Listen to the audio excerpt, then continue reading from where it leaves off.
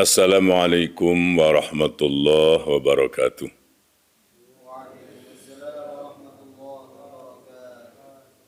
Innal hamdalillah nahmaduhu wa nasta'inuhu wa nastaghfiruh wa na'udzu billahi min syururi anfusina wa sayyiati a'malina may yahdihillahu fala mudilla lahu wa may yudlil fala hadiyalah.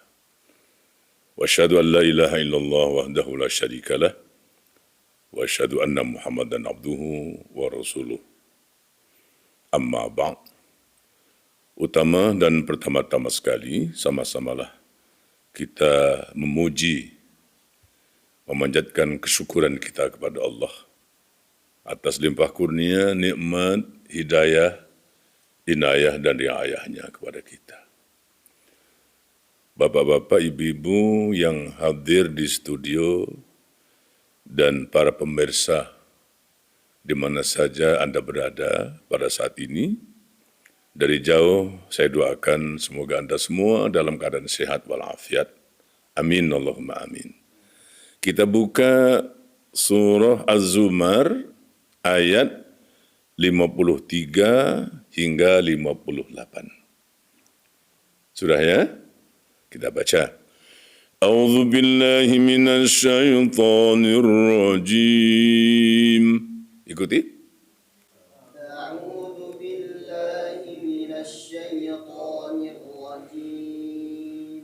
قل يا عبادي الذين أسرفوا على أنفسهم لا تقنطوا من رحمة الله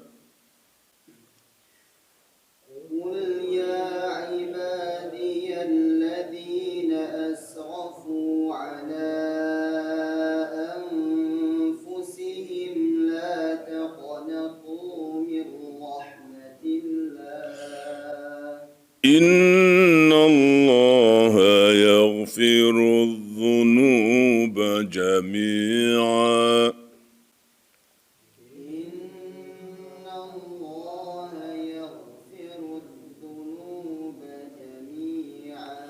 إنه هو الغفور الرحيم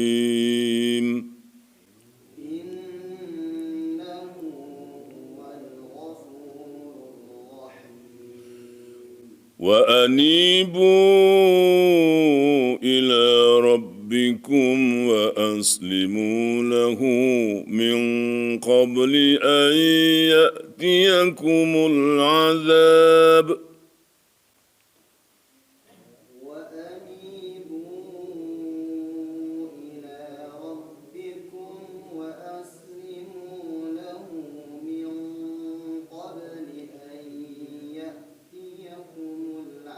من قبل أن يأتيكم العذاب ثم لا تنصرون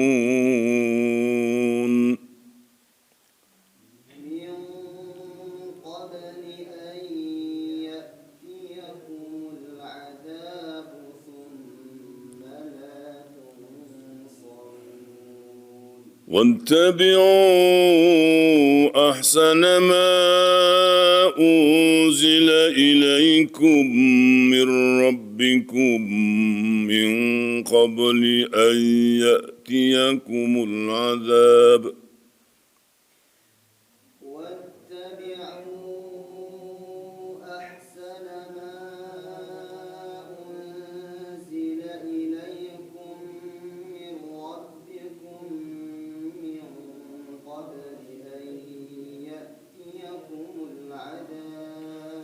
من قبل أن يأتيكم العذاب بغتة وأنتم لا تشعرون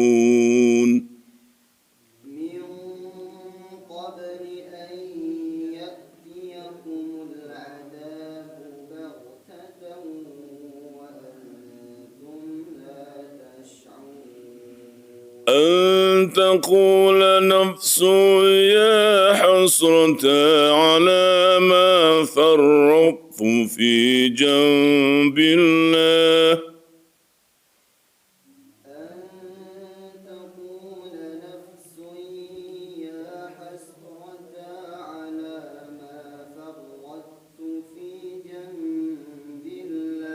على ما فرطت في جنب الله وإن كنت لمن الساحرين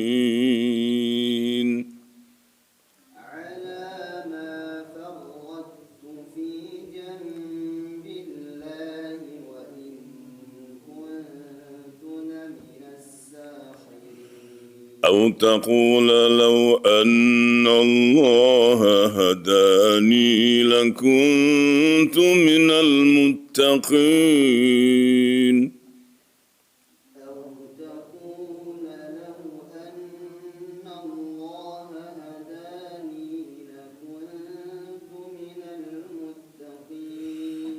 أو تقول حين ترى العذاب لو أن لي كرة فأكون من المحسنين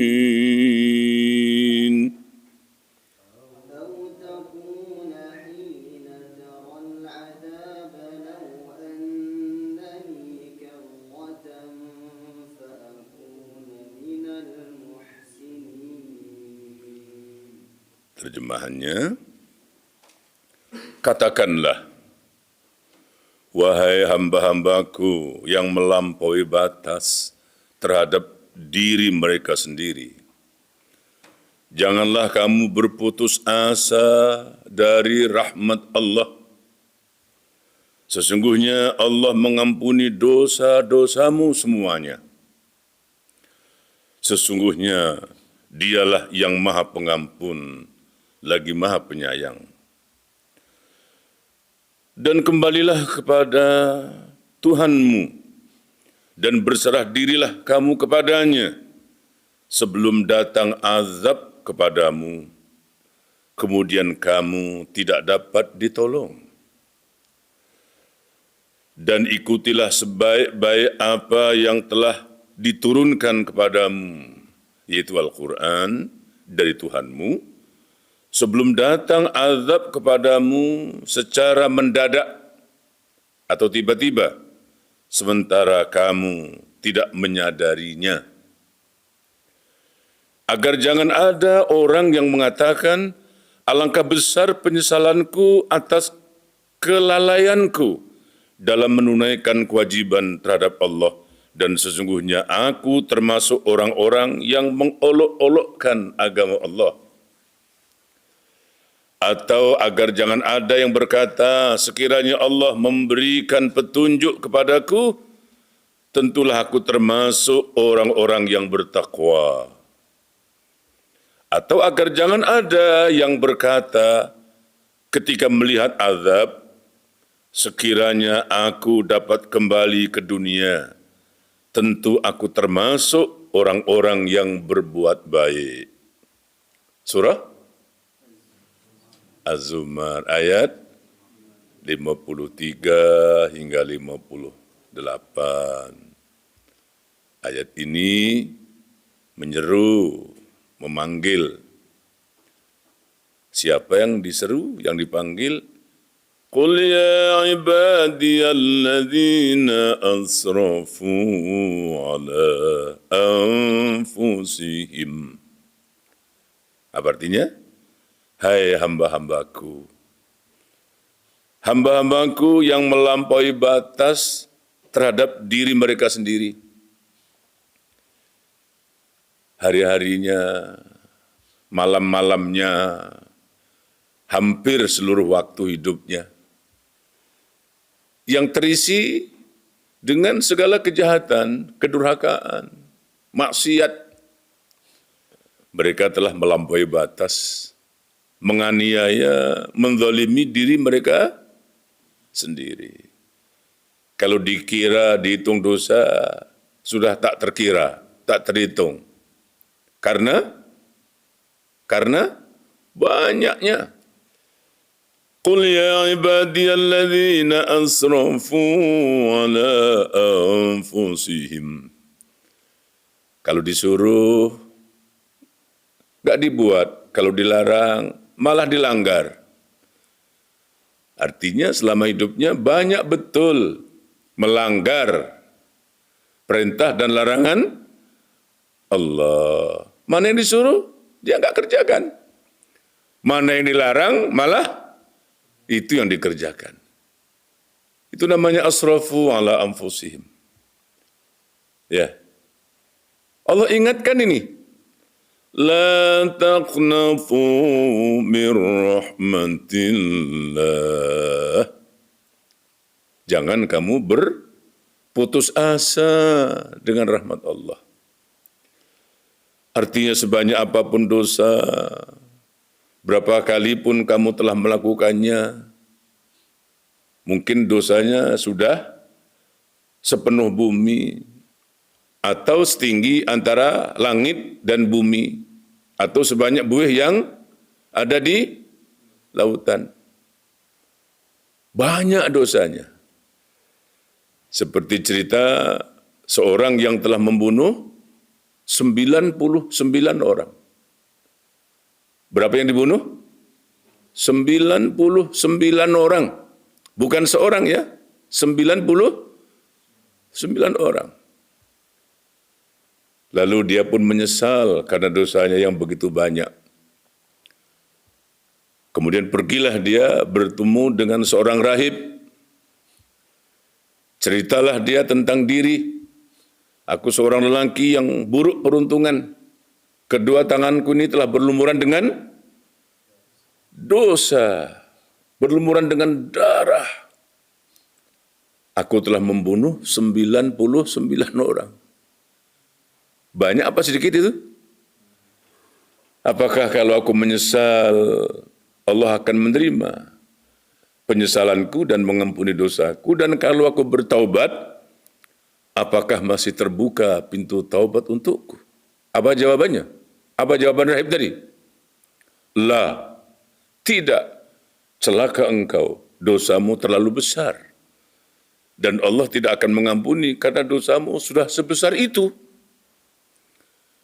Maka bangkitlah marahnya orang itu, naiklah berangnya, dibunuhnya pula si rahib tadi.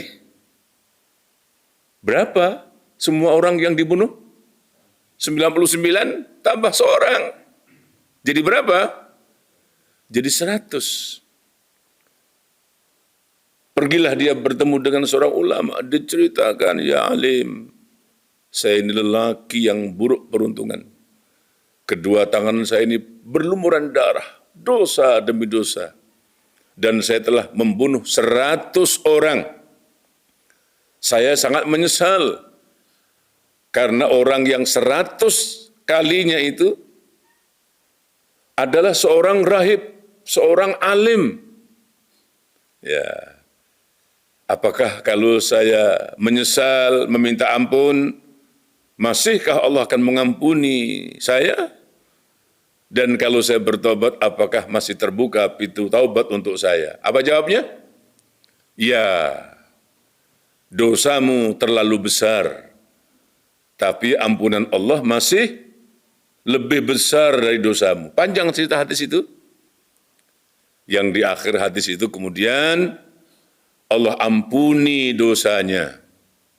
Setelah malaikat-malaikat berdebat, menentukan tentang lelaki ini ahli surga apa ahli neraka. Ukur saja jarak antara kedua tempat. Mana yang lebih dekat.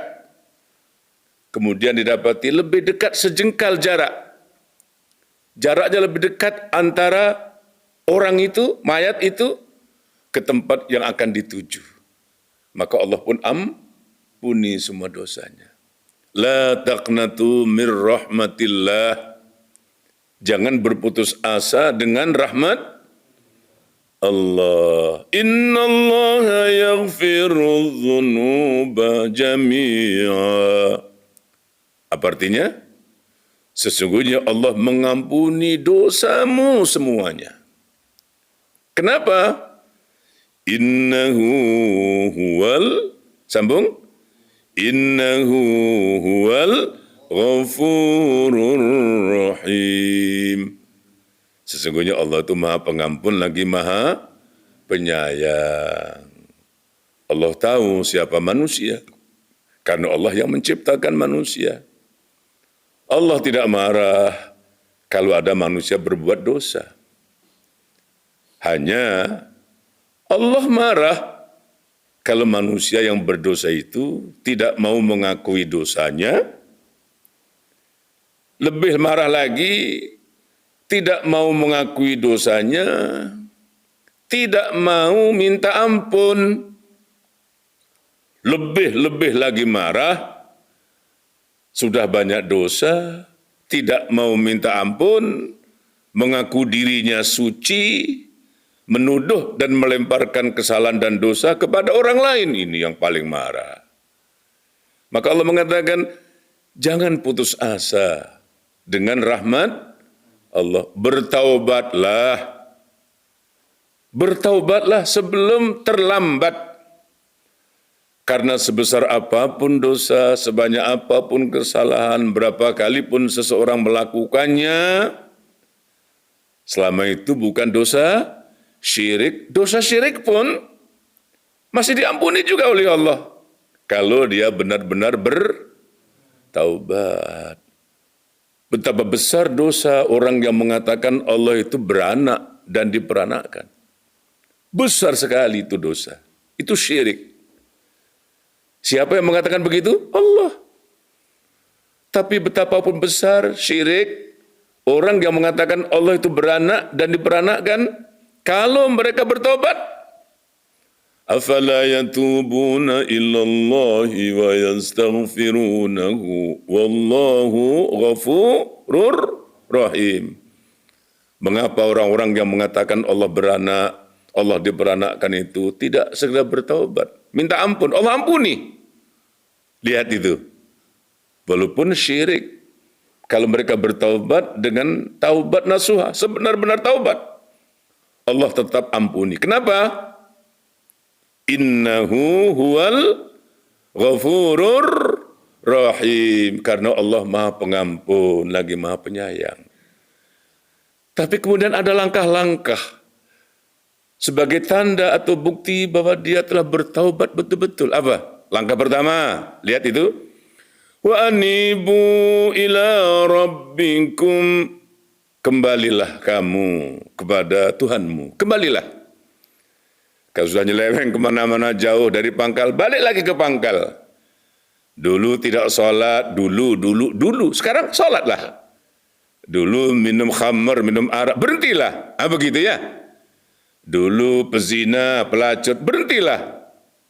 Itu dia. Yang pertama, wa anibu ila rabbikum. Kembalilah kepada Rabbmu, akuilah akan salah dosa, kesalahan yang pernah kamu lakukan, dosa yang pernah kamu kerjakan, bersimpuhlah, bersujudlah, ya, tadahkanlah kedua telapak tanganmu, menengadahlah ke atas, ya, mohonlah ampun kepada Allah. Wa aslimu lahu, dan menyerahlah, berislamlah. Ya, berislamlah. Sebelum datang kepadamu azab datang dan kamu tidak dapat ditolong lagi. Dua ya. Satu wa anibu, yang kedua wa aslimu.